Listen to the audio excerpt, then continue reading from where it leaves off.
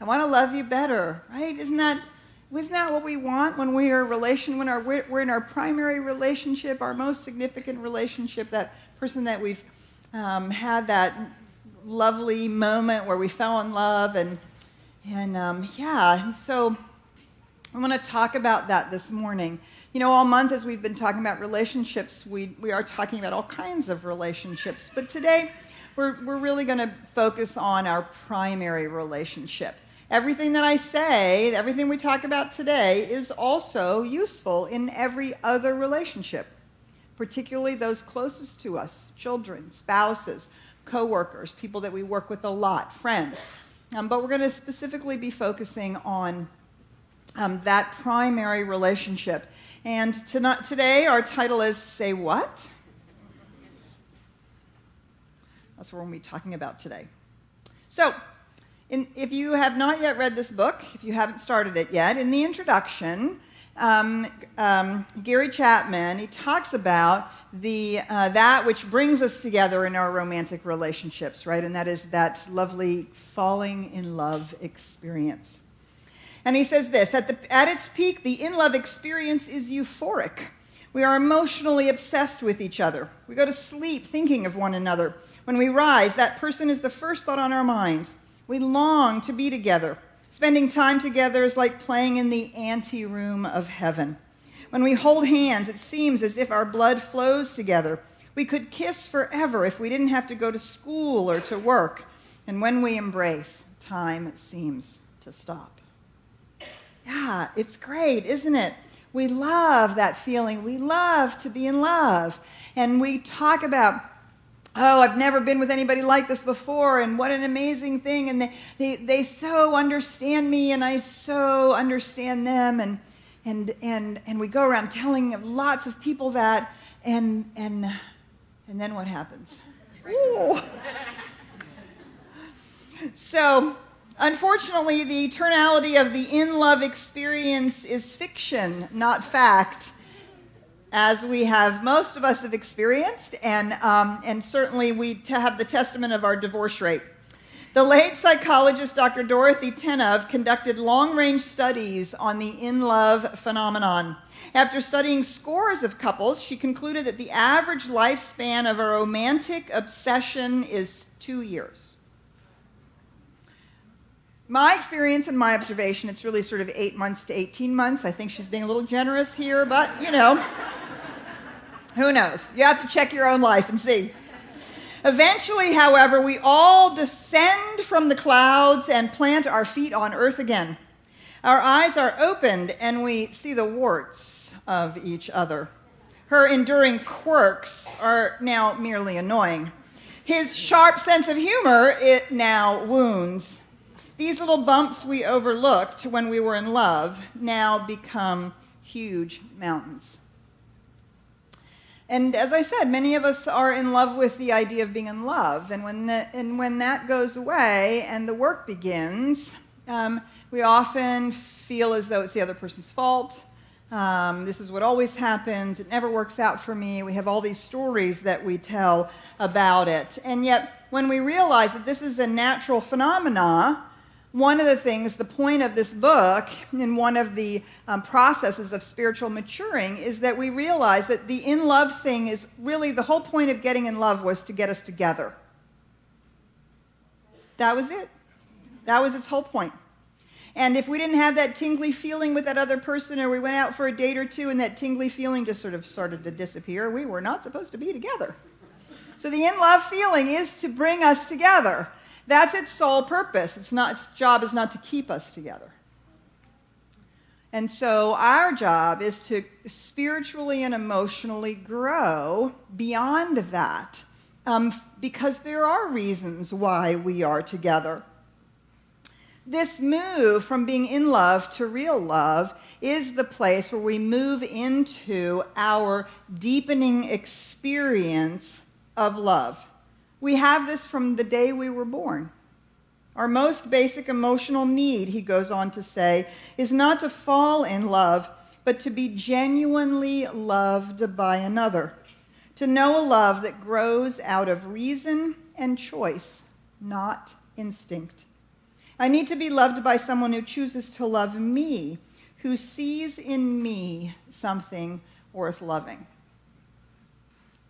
And that is the maturing process of our love. And we are constantly working in our whole life, from the time that we were born, we're working to keep our love tank filled up, to keep our tank of love filled by the way in which we love ourselves, the way in which we love others, and the love that we receive from others. He finishes by saying, when your spouse's emotional love tank is full and he feels secure in your love, the whole world looks bright, and your spouse will move out to reach his highest potential in life. But when the love tank is empty and he feels used but not loved, the whole world looks dark, and he will likely never reach his potential for good in the world. And isn't that part of what it means to love each other? Is to see that in each other, to see the truth of each other, to see the divine spark in each other, and to want that for our beloved, to want that expression, that life that it makes them happy, to see that and want that for them. So our question in relationships is our love tank empty? Now, in the 5 languages of love, he's going to talk about lots of ways that we can understand how we can actually participate in filling each other's tank up. And so, as Karen said, if there's one book that I would ask you to read, it's this one, if you are wanting to improve your relationships. But we can be in those very relationships and we discover that our love tank is empty. And so what happens is this, our love tank becomes empty because we move into this no longer being in love stage. Now, this process that I'm going to talk to you about, this is a group process. And anytime you have 2 people together, right, while there you also have spirit, you have a group. 2 people, that's a group. Anything beyond 2 people, that's a group. And what happens when 2 or more people get together is that they have to go through this process of becoming related, being in relationship. So the first thing they do is called forming. And this is when we just love everybody. They're so perfect. Oh, they just bring the right thing to the table.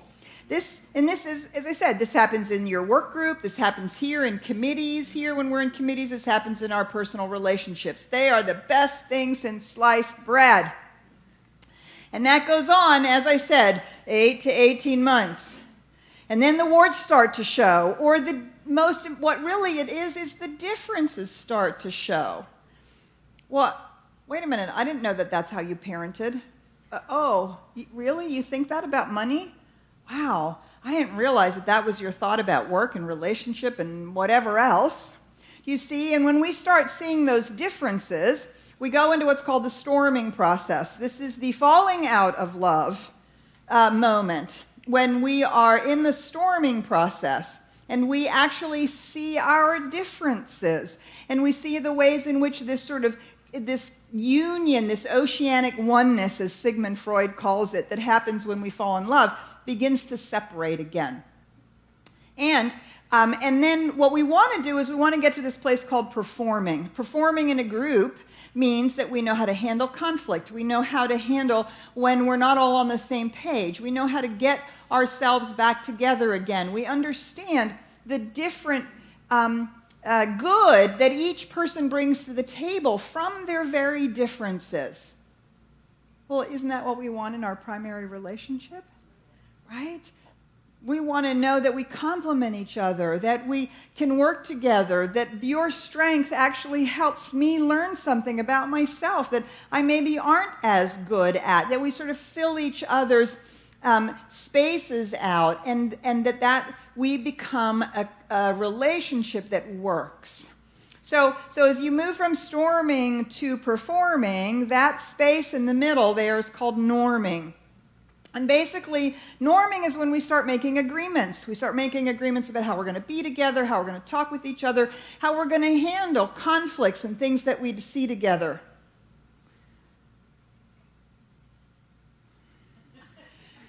Could you please put the cap on the toothpaste? That's an agreement. That's all that is. And we can fight over whether the cap is on the toothpaste or not, whether it should be on the toothpaste, and whether we do it right or not. But ultimately, it's simply making a request. Can you please put the cap on the toothpaste? That would really, I would be more comfortable with that. I would like that. However we want to say that. Do you see? Norming is nothing more than the willingness to make agreements. And the only way to get to agreements is to talk. You actually have to talk about them. You actually have to speak to each other about them. You have to make the requests. You have to work through it, hash it out, understand it. You have to actually talk. Communication to a relationship is like oxygen to life. Without it, it dies. Now, I love this. This is what most communication looks like or sounds like. I know that you believed, you understood what I think, I know that you believe you understand what you think I said, but I'm not sure that you realize that what you heard is not actually what I meant. Right? Recognizable? Yes. Mm-hmm. Isn't this how most of our communication feels to us? And then we go, say what? That's how we look at each other like, huh? Say what? What are you talking about? That is not what I meant. That's not what you said, but that's not how I heard it. But I'm not really sure. Well, I don't really know. So what's happening is something that's called the ladder of inference. Now, the ladder of inference is a psychological tool that simply explains the very thing that we talk about in our classes, which is understanding that our false ideas, our old patterns and past beliefs simply are out picturing in our life. And if we want our life to be different, we have to clean those things out. And so this ladder of inference really is a psychological way of getting a hold of this, especially in the realm of communication. So what happens is we're wandering around the world and we see available data. Gesundheit. We see available data, and the available data is whatever. These people are sitting around at the table, or this is happening, or there's something going on. We see the available data, and what do? We cannot possibly incorporate all the available data, so we select the data that we notice, that we pay attention to. Gesundheit. And out of that data, we make assumptions about what's going on, about what the other person is thinking. We make assumptions about what's happening. And out of those assumptions, we make conclusions. That person doesn't like us. This isn't going to work. This is not a good idea. I'm afraid this is a bad thing. This is a good thing. We make conclusions. And out of that conclusion, we create a belief. We create a belief about it, about how life works, about that person, about these kinds of situations, right? A belief is something that we decide is true. We make that belief, and then we begin acting on it. And so we either protect ourselves, or we defend, or we go, right? Do you see? We act on that belief. And so this becomes a loop, because then our beliefs become the very filters that we use to do what? Select the data of what's happening in front of us. Do you see? And so this is the process that's going on. Not only is it going on now every day, it actually has been going on since the day you were born. Since the very day you were born, you began to select data from the available pool of data. And you began to see that. So for me, one of the data that I selected, if I look back on my childhood, is the getting of A's in school.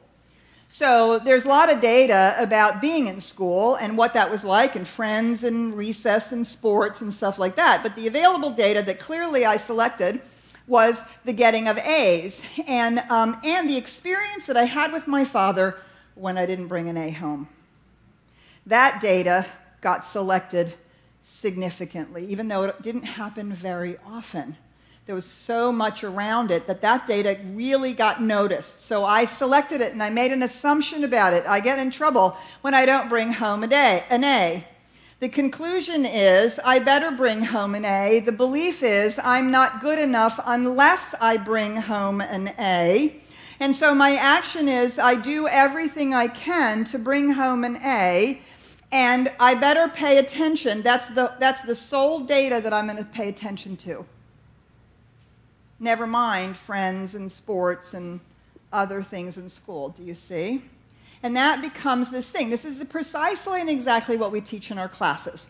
We teach it from a spiritual point of view, understanding how these become lodged in our subjective mind and how they begin to manifest themselves over and over and over again in this very process. And so we use our old beliefs to select the data in our current relationship, that spouse that's standing in front of you, and we make assumptions, come to conclusions, and develop beliefs based on old experience, don't we? Jumping to conclusions and leaping to assumptions is not actually exercise. It's not. I'm sorry to tell you that. We must abandon it. We want to abandon this at all costs.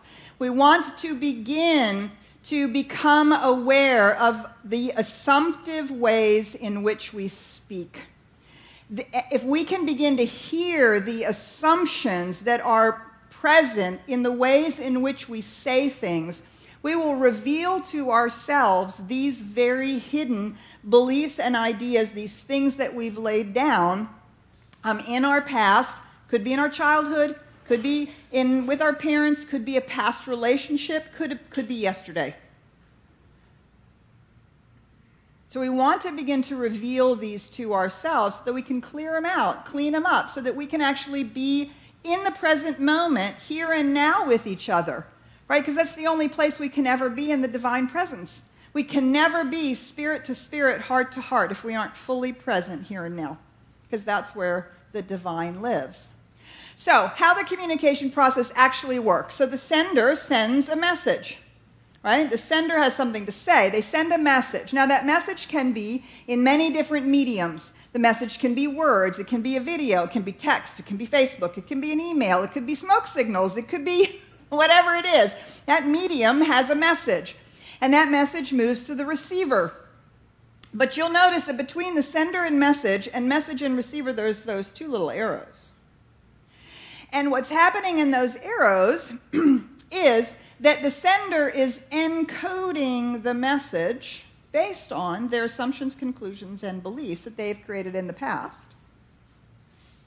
So let's take an example. The message is, I have to go to the store today. I say that to the person I'm in relationship with. I have to go to the store today. But that message is encoded with my filter system, my assumptions, my conclusions, my whatever. And what I actually say is, oh, damn, I have to go to the store today. Maybe I don't like going to the store. Maybe I don't have time to go to the store. Maybe my mother hated to go to the store, and so going to the store is a big issue. Maybe I don't feel like I have enough money to go to the store, right? Whatever. You don't actually know that. What you hear is how I say that. Now, the receiver, so between the message and the receiver, there's this thing called decoding. So not only do I encode the message, but now as the receiver, I decode the message. So if you say to me, oh, God, now I have to go to the store today, I decode that message with all of my childhood assumptions and my assumptions and conclusions from my last relationship, and I say, oh, God, oh, I'm so sorry, I should have gone to the store yesterday. Right? Now, was that actually what was said? No, the message was supposed to be, I need to go to the store today. And here I am, well, I'm so sorry I didn't go to the store today. Why do you always want me to go to the store? Why can't you go to the store? And do you see? And off we go. When in fact, the message was, I have to go to the store today. And it's in our encoding and decoding that we see our assumptions, conclusions, and beliefs made evident. And the receiver then, in the way that the receiver feeds back to the sender, which is basically either responds or reacts to the message, that's how much encoding and decoding is going on by how garbled the feedback is. Do you see? If I start standing over here and saying, well, if you'd have gone to the store yesterday, or when I said you should have gone to the store, or oh, I'm so sorry I didn't go to the store, I know I wasn't supposed to do that. Do you see, if that's what I'm feeding back, and the message was, I need to go to the store, the distance between those two things shows us how much encoding and decoding is going on. Now, we'll never be without it, but we can begin to be conscious of it, to make choices around it, to pay attention to the way in which we encode messages or the way in which we decode them. Otherwise, we go, what? The person who initially says, all I said was, I need to go to the store.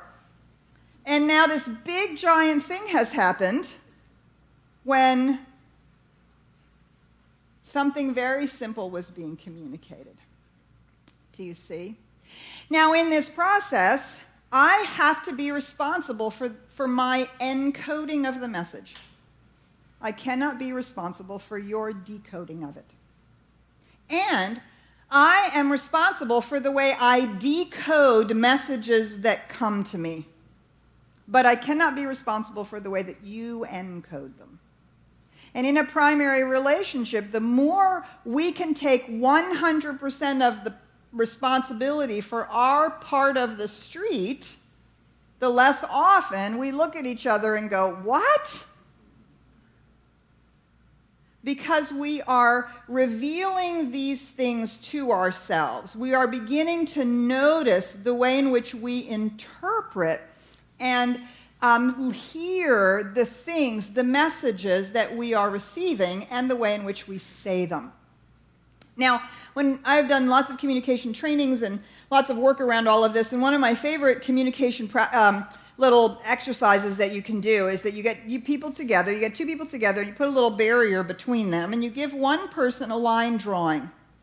And the other person has a blank piece of paper, and they have a blank piece of paper and a pen. And so let's say I'm over here and I have the line drawing and you're over there, you have the blank piece of paper and the pen. Now I'm going to describe to you my line drawing without using any shape words, which means I can't use square, circle, or anything like that. But what I can say is put your pen down in the bottom right-hand corner and then go up in a straight line for a little while, and then you know you got to make a right-hand turn, and then you have to go down for a little while, and I'm going to describe to you this shape that's in front of me. And then when we're all done, you're going to hold up your shape, and I'm going to hold up what I was describing, and we're going to see how close they were. And often this is what happens. And we have no idea what we're doing because we have very different perspectives, right? We see it upside down. We see it one way or the other. We don't hear things, and we interpret them from our own point of view. We always are interpreting things from our own point of view. And so we cannot, allowing our assumptions and our interpretations to become revealed really allows us to communicate more clearly. Now, the other biggest problem in communication is that we do not listen to understand, we listen to reply. Okay, let me say that again. We do not listen to understand, we listen to reply. How am I going to answer that? Well, what do they need? Well, what am I going to say? Well, gosh, what do I think about that? And we're not, and so then we're like, what? Say what? We actually want to begin to listen to understand. We have to ask ourselves and each other the question. Before you assume, try this crazy method called asking. What did you mean by that? I'm not sure I really understood. Can we talk about how I heard that? Can we talk about how I said that? Can we? What did you mean? How were you thinking I would respond? What were you looking for as a result here? Do you see? We can begin to ask questions that help illuminate the assumption So when I all of a sudden am over here going, oh my God, I'm so sorry, I didn't go to the store yesterday, blah, blah, I feel bad, I'm, trying to please you and I haven't pleased you, and you say, no, really, all I meant was, I have to go to the store today. You mean all that other stuff was my garbage? Oh. So it is in the process of asking that we begin to clarify, we make, and isn't this what we teach, right? To be self-conscious, self-aware. To be aware of how we are encoding things and how we are decoding them. Now, the one question, I'm not ever supposed to stand up here and tell you what to do. So I'm going to just tell you what not to do. How's that? We'll get around that. I'll just tell you what not to do. So what in this context, in the context of relationships, personal relationships, and interpersonal communication, what I'm going to tell you to do is to stop ever using the question why. Just expunge the word why from your vocabulary. Because why is like taking a magnifying glass and putting it over the person. Well, why do you think that? Well, why did you do that? Well, why did you do that? Clearly, you have an opinion about whether or not they should have done that. And why inevitably creates a need to explain, justify, or defend. Right? And our partner doesn't need to do that. They don't need to explain, justify, or defend. They need what they need. They want what they want. They say what they say. They have what's going on, whatever is going on with them. And we get to respond. But the question why always puts the other person on the defensive. And so there's lots of other ways we can ask that question. Well, how did you imagine this was going to come out? What were you trying to accomplish? Where are we going with all of this? What's the thought behind this? Can you help me understand? You see, there's lots and lots of other ways to ask the question than to ask the question why. Because when we ask the question why, and somebody gives us their rationalization, we're like, what? You would do that? Well, I didn't think, how can you think that? How could you want that? How could you, whatever it is? That's our response. But we did ask them to justify, defend, or explain. And yet, what we're looking for is actually how to move forward. What are we trying to accomplish? It's not necessary for us to justify, defend, or explain ourselves to each other. Now, because I'm taking the liberty of telling you what things not to do, I'm going to tell you not to communicate important information by text. Yes? Right. Ooh, man. I don't know how many times you've looked at a text like that. What? I can't believe they just texted me that. It's no longer a fiction of the movies. I personally know people who have been broken up with by text. Okay, so remember that conversation about courage that we had last month? That was in the context of creativity. Communication requires just as much courage, right? It is the courage to face, to share and to speak, and to allow our encoding and decoding to be visible. Basically, we get to show each other our undershorts. I know. It's scary. It's very scary. And so the anonymity of text and emails really allows us to say what we have to say, but we don't ever have to engage. And we don't ever have to process all that encoding and decoding that's going on. So while we may be receiving things, many of us are putting it out like this. So the other thing that I'm going to tell you don't do is when you're going to write an email like this, don't send it. If you need to write the email, fine, put it in your draft, go look at it 24 hours later, and then ask yourself, would you like to receive this email the way it was written? Better yet, let's go back to the old-fashioned way. Pick up the phone. Have a conversation. There's no communication, conversation, or dialogue in text or email. It's all one way. It's all you're doing is you're putting it out there. But there's no opportunity for that conversation. And then this is what happens. I think you misinterpreted the tone of my email. We want to shoot somebody at dawn, right?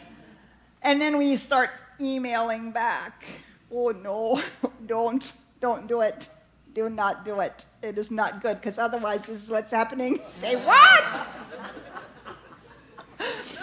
Can't believe they wrote that. I can't believe they said that. Oh my gosh. Then we're dueling over email or text. Okay, but we're not actually communicating, because there's no opportunity to ask questions. There's no opportunity to say, well, what did you mean by that? Or let me help you understand why this decision, or where this came from, or what I was thinking. And let's have a dialogue or a conversation. It's not available to us when we are having email and text exchange. So we want to engage in our communications with a spirit of inquiry. If this is the divine incarnation of God standing in front of us, and the person that we say that we love, we want to actually be interested in what they think and feel and what's going on with them.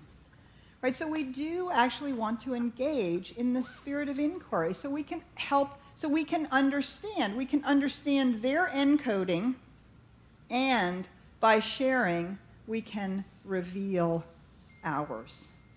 And of course, we know that in revealing that is the first step to begin healing it in ourselves and healing it in our relationships. So there are a couple things that I do want to suggest that you try. Even though I can't tell you what to do, I will suggest that you try these things.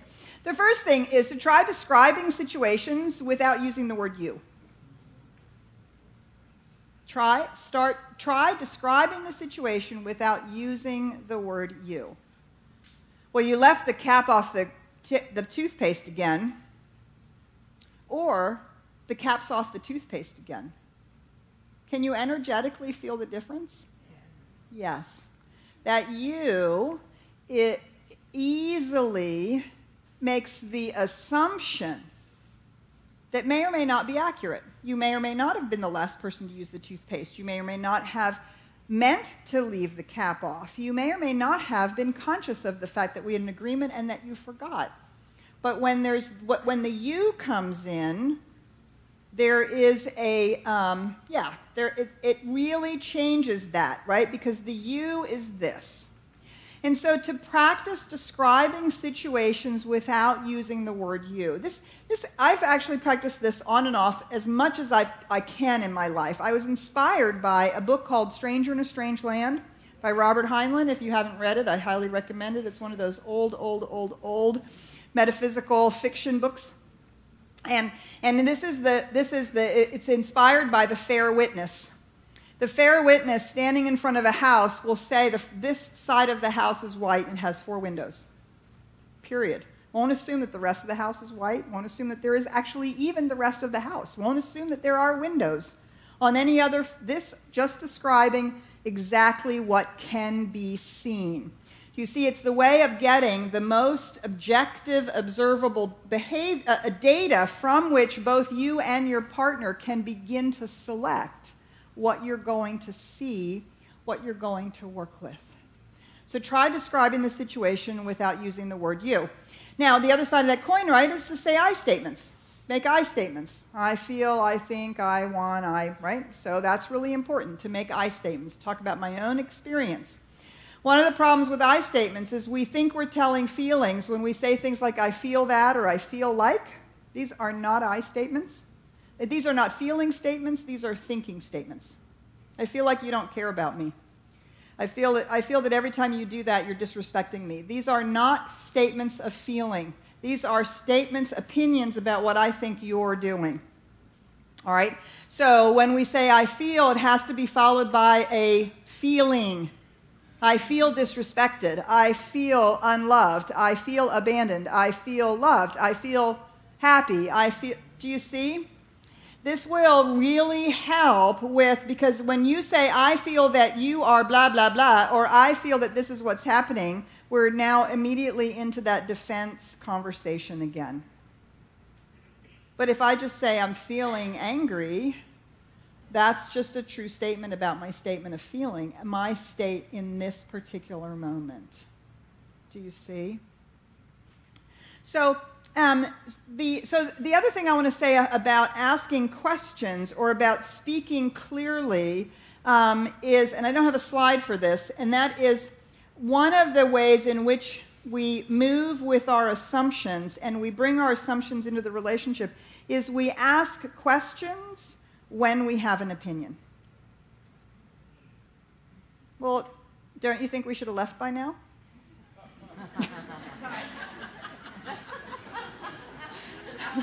No.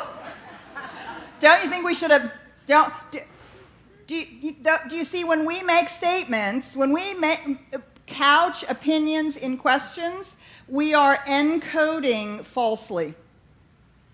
And it's challenging for our partner to decode then. If you have something to say, say it.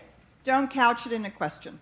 If you're going to have a question, have it be a real question, not a fake question, not a leading somebody question, okay? So don't this is another thing I would really encourage you not to do, is don't ask questions when, in fact, you have an opinion. Just own up. Just own up. Be brave. Be courageous. I have an opinion about this, and I'm going to say it. Okay. And it's okay, the other person doesn't agree, but I have now had the courage to say it, whatever it is. All right. So the last thing is nonverbal communication. I have tons of these slides, and it's somewhere between 60 and 90%. Nobody agrees. It depends on which study you read and who you follow and whatever. But somewhere between 60 and 90% of our communication is nonverbal. Actually, in this case, it's only 7% is the spoken word. 35% is the tone of voice. 35% is the tone of voice. And do you know, tone of voice isn't just tone of voice that we use because we want to convey something or we're unconsciously conveying something. Sometimes our tone of voice is learned behavior. Right? We learned a language in a family, from people.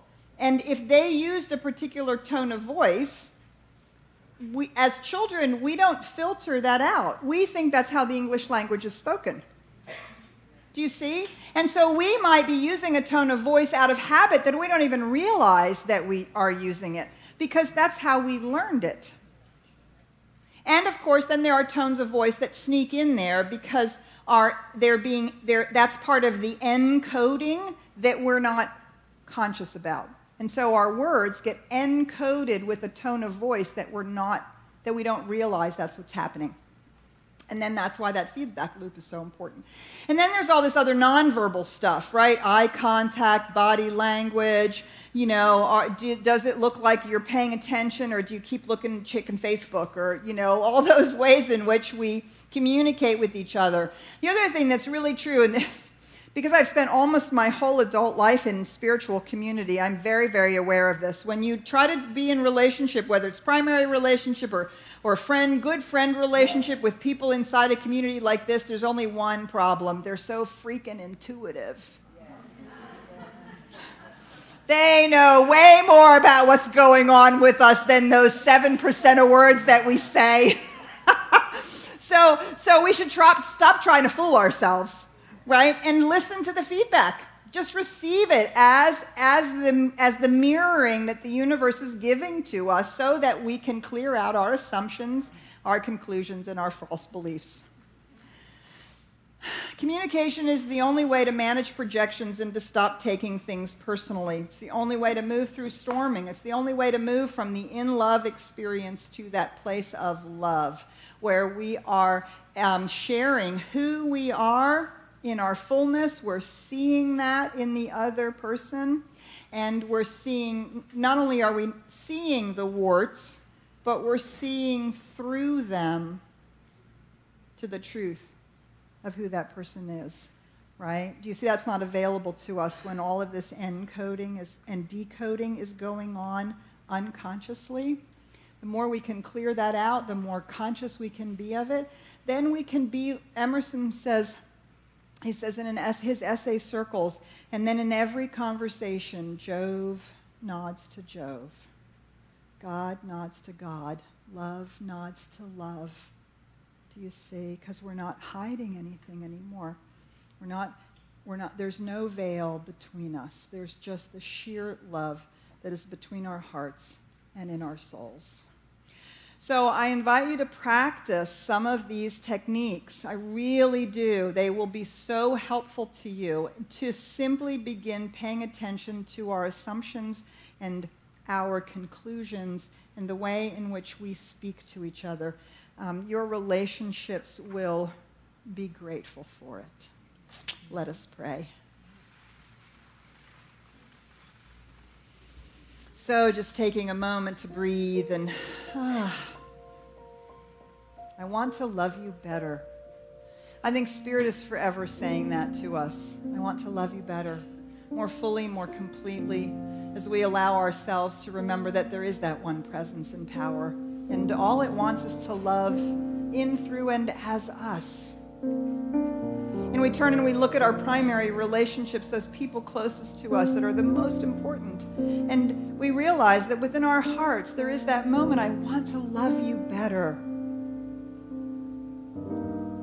And so this morning, let us affirm that we speak from that deepest place of truth, that we allow people to see us, and we see them clearly, openly.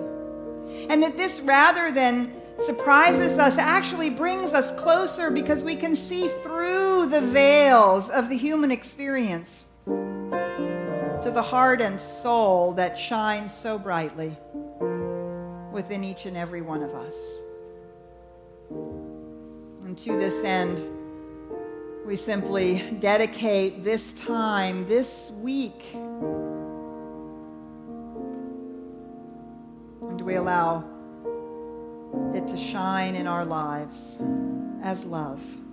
With gratitude, we affirm it, we accept it, we let it be. And so it is.